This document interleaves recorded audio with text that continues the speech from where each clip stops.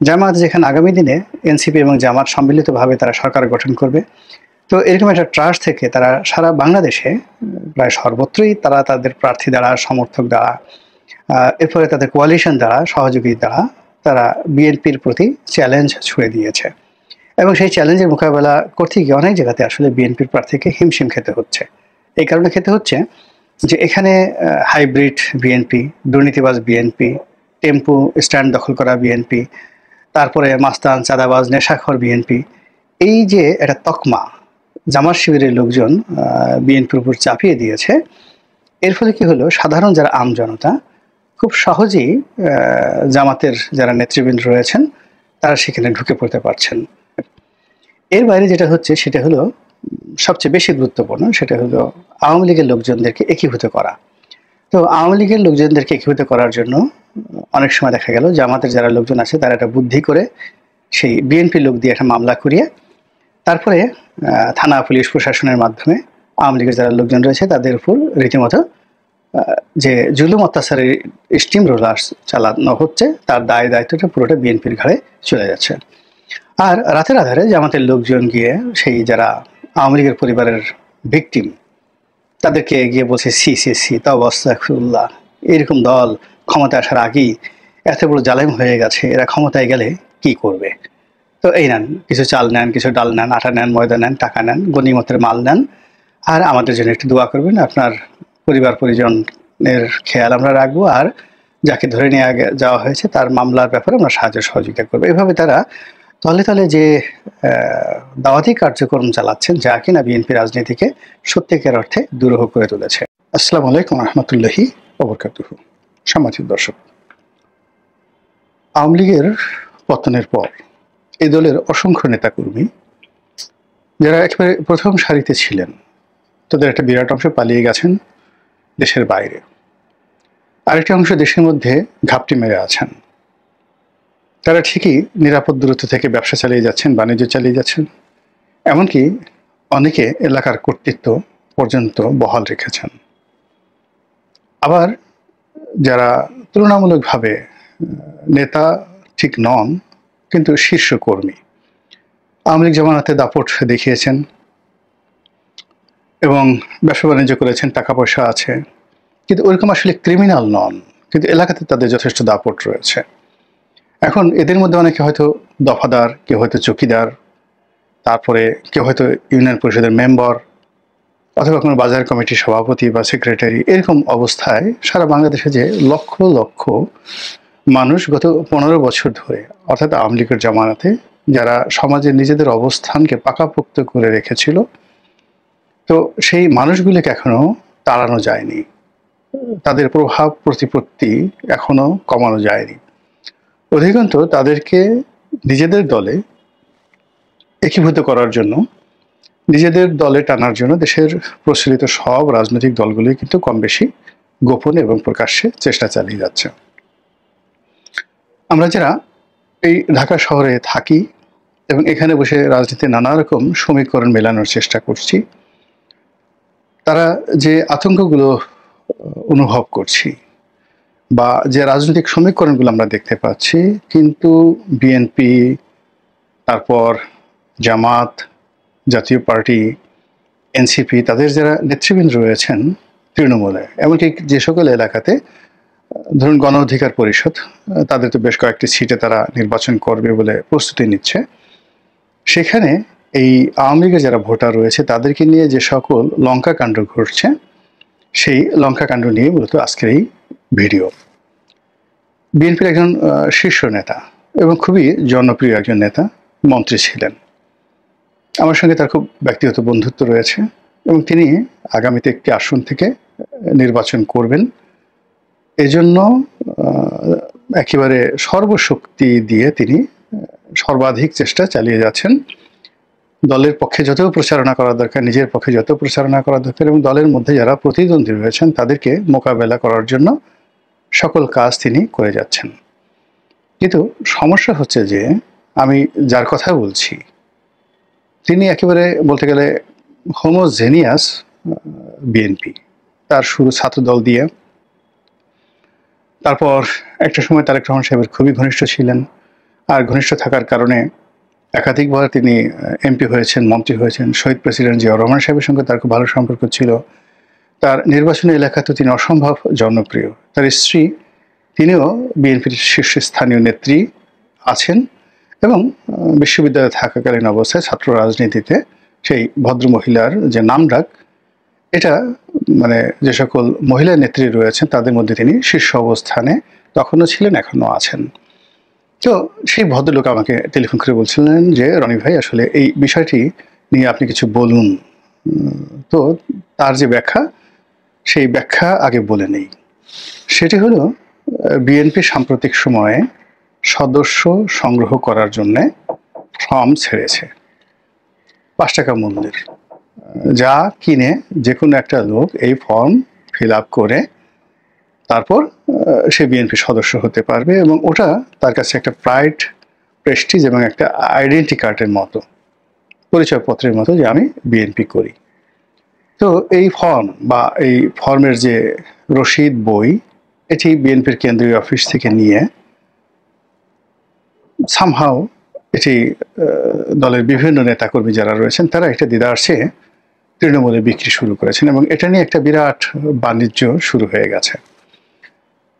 উনি যেটা বলছিলেন যে ফর্মের দাম 50 টাকা বা 5 টাকা, সেটি সংগ্রহ করা হচ্ছে, মানে কেন্দ্রীয় অফিস থেকে নিয়ে যাওয়া হচ্ছে বান্ডেল বান্ডেল টাকার মাধ্যমে। এখানে ডাজ নট ম্যাটার, এখানে নিয়ে যাওয়া হচ্ছে এবং এটার কোনো বিধিবদ্ধ নিয়ম, রসিদ, তারপরে শেষে এটার যে একটা সিস্টেম থাকা দরকার, এটা বিএনপির কেন্দ্রীয় অফিসে নেই বলেই উনি সেটা অভিযোগ করলেন। এটা বিএনপির কেন্দ্রীয় নেতৃবৃন্দ ভালো বলতে পারবেন। গেল। এরপরে এই ফর্মগুলো যারা নিচ্ছেন তারা এটাকে ব্যবসা হিসেবে ব্যবহার করার চেষ্টা করছেন এবং এরা এই ফর্মগুলো বিএনপির লোকের কাছে যতটা না বিক্রি করছেন তার চেয়ে বেশি বিক্রি করছেন আওয়ামী লীগের লোকের কাছে। এবং এতে করে দেখা গেল যে সকল এলাকাতে রাজনীতির প্রতিদ্বন্দ্বিতা রয়েছে।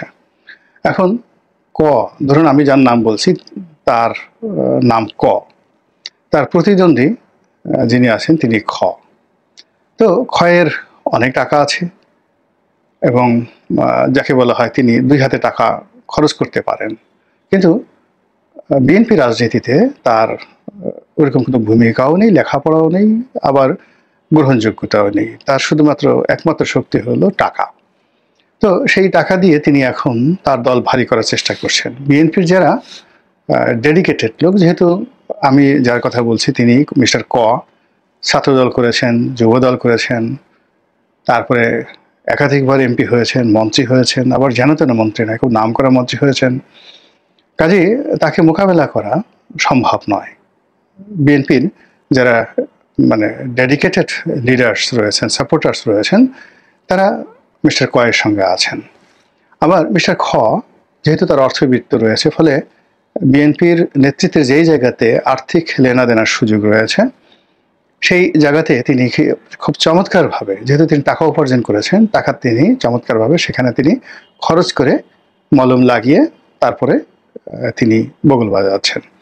কিন্তু সমস্যা হলো যে এলাকাতে গিয়ে জাতীয়তাবাদী রাজনীতি করা বা বাংলাদেশি জাতীয়তাবাদী রাজনীতি করা তার পক্ষে সম্ভব হচ্ছে না। আবার বহিরাগত লোকজনদেরকে এনে তিনি যে এলাকায় দাপট দেখাবেন, এটাও অতীতে সম্ভব হয়নি। এই কারণে হলো অতীতে যারা আওয়ামী লীগ তারা আওয়ামী লীগ করেছে, জাতীয় পার্টির লোকজন জাতীয় পার্টি করেছে, জামাতের লোকজন জামাত করেছে। আর এখন এই সময়টাতে কেবলমাত্র আওয়ামী লীগ ছাড়া প্রায় সব দলগুলোই কিন্তু যার যার অবস্থানে মনে করছে যে তারাই নির্বাচনে জয়লাভ করতে পারবে। এনসিপি তাদের ক্ষুদ্র সামর্থ্য থাকা সত্ত্বেও তারা চেষ্টা করে যাচ্ছে এবং কোনো টাকাওয়ালার টাকা দ্বারা তারা ক্রয় বিক্রয় হবে এখনও এনসিপিকে দেখে সেটা মনে হচ্ছে না। জামাত যেখানে আগামী দিনে এনসিপি এবং জামাত সম্মিলিতভাবে তারা সরকার গঠন করবে, তো এরকম একটা ট্রাস্ট থেকে তারা সারা বাংলাদেশে প্রায় সর্বত্রই তারা তাদের প্রার্থী দ্বারা, সমর্থক দ্বারা, এরপরে তাদের কোয়ালিশন দ্বারা, সহযোগী দ্বারা তারা বিএনপির প্রতি চ্যালেঞ্জ ছুড়ে দিয়েছে এবং সেই চ্যালেঞ্জের মোকাবেলা করতে গিয়ে অনেক জায়গাতে আসলে বিএনপির প্রার্থীকে হিমশিম খেতে হচ্ছে।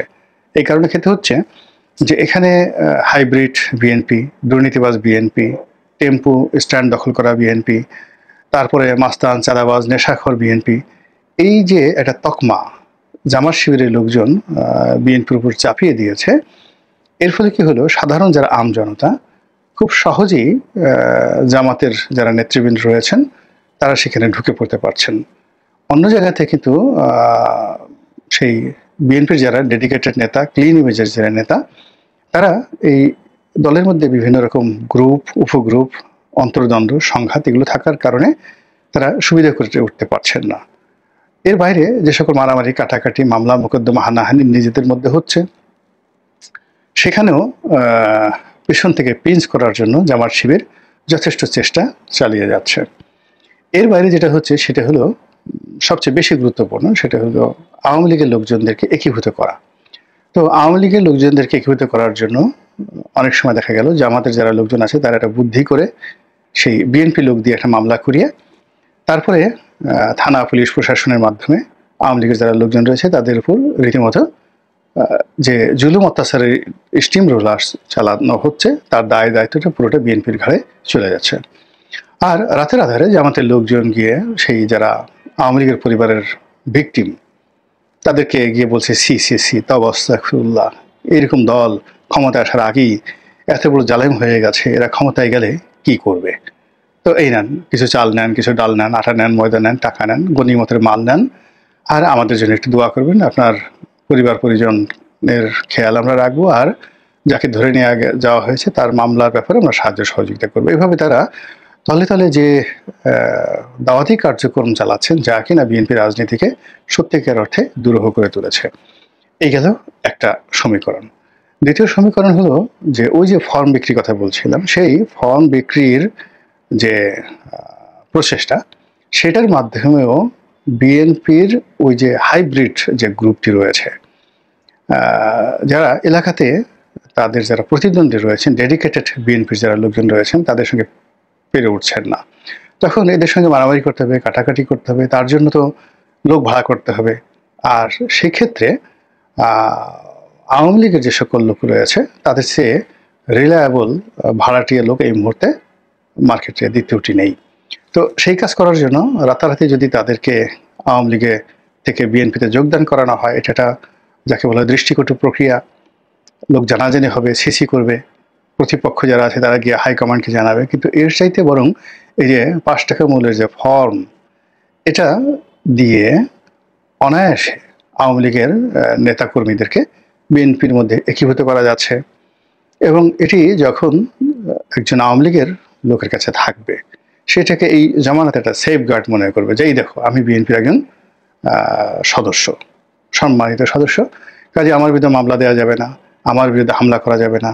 এবং ইচ্ছে করলেও আওয়ামী লীগের এই সকল যারা চিহ্নিত লোকজন রয়েছেন তাদের বিরুদ্ধে যদি বিএনপির জনপ্রিয় প্রার্থী তারা যদি কোনো আইনগত ব্যবস্থা নিতে চায়, তাহলে তারা সেটা পারবে না।